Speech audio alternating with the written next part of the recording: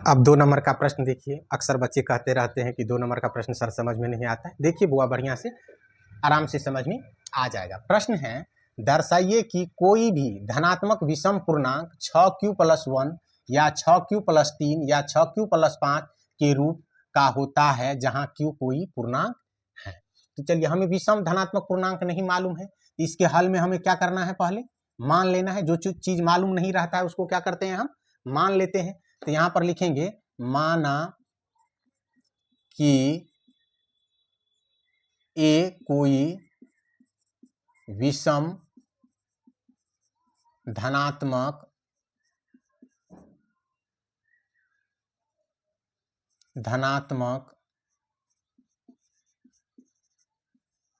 पूर्णांक है। इस प्रकार से हम इसको मान लेंगे। अब देखो बुआ, ए बराबर क्या होता है, ए बराबर होता है BQ+R। भाग एल्गोरिदम से हम यही जानते हैं ना, ए बराबर BQ+R। अब यहां देखिए BQ+R, Q है, B के जगह पर क्या है, 6 है। BQ+R, B के जगह पर क्या है, 6 है। B के जगह पर क्या है, 6 है। तो यहां पर लिख देंगे तथा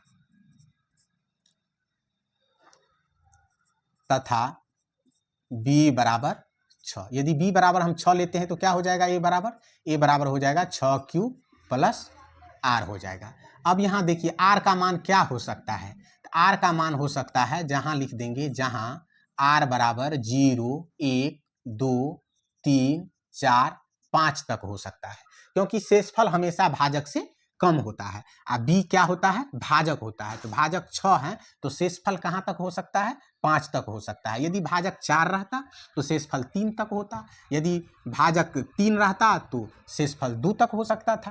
तो इस प्रकार से हम इसको पहले लिख लेंगे। अब ये मान हम R के जगह पे रखेंगे बारी बारी से। यहां लिखेंगे, जब लिखेंगे R बराबर 0 ले लीजिए पहले, तो A बराबर क्या हो जाएगा, A बराबर हो जाएगा 6Q+R की जगह पे 0, तो A बराबर हो जाएगा 6Q+0 है तो 6Q रहेगा। अब यहाँ पर लिखेंगे हम फिर, जब R बराबर, अब 1 ले लीजिए, तो A बराबर क्या हो जाएगा 6Q+1। जब R बराबर 2 लेंगे तो A बराबर क्या हो जाएगा 6Q+2। जब R बराबर 3 लेंगे तो A बराबर क्या हो जाएगा 6Q+3।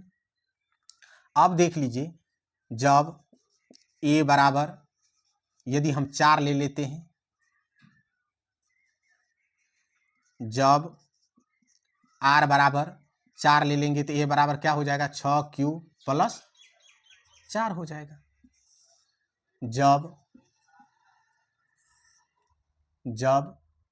R बराबर 5 ले लेंगे तो A बराबर क्या हो जाएगा 6Q+5 हो जाएगा। इस प्रकार से हम इसको लिख सकते हैं। अब देखिए, A कोई विषम धनात्मक पूर्णांक है, तो अब इसमें से जो हम विषम है वही लेंगे। अब देखिए, ये तो सम 6Q है, ये तो सम है। अब 6Q+1 ये क्या है, विषम है, तो ये एक ले लेंगे। अब देखिए 6Q+2 ये भी सम है, क्योंकि 2 इसमें कॉमन आ जाएगा, ये भी सम। अब ये देखिए, ये क्या है, विषम है। अब इसमें भी 2 कॉमन आ जाएगा तो ये भी सम है, और ये क्या है, विषम है। तो हम यहां पर लिखेंगे, अतः कोई भी विषम धनात्मक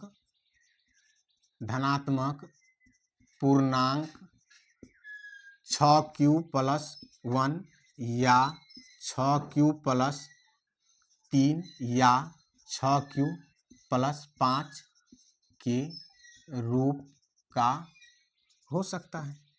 तो इस प्रकार से हम इसको दर्शा सकते हैं।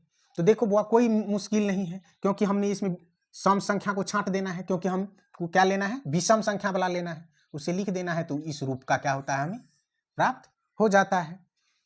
तो इस प्रकार से आप इन सभी प्रश्नों को सीखिए। अब हम अगले प्रश्नों को हल करके समझाने का प्रयास करेंगे।